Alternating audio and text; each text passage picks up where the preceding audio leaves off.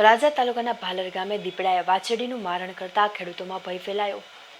ભાવનગર જિલ્લાના તળાજા તાલુકાના ગ્રામ્ય વિસ્તારોમાં સિંહ અને દીપડાના આટાફેરાને લઈને ખેડૂતો રાત્રિના સમયે વાડીમાં જતા પણ ડર અનુભવે છે।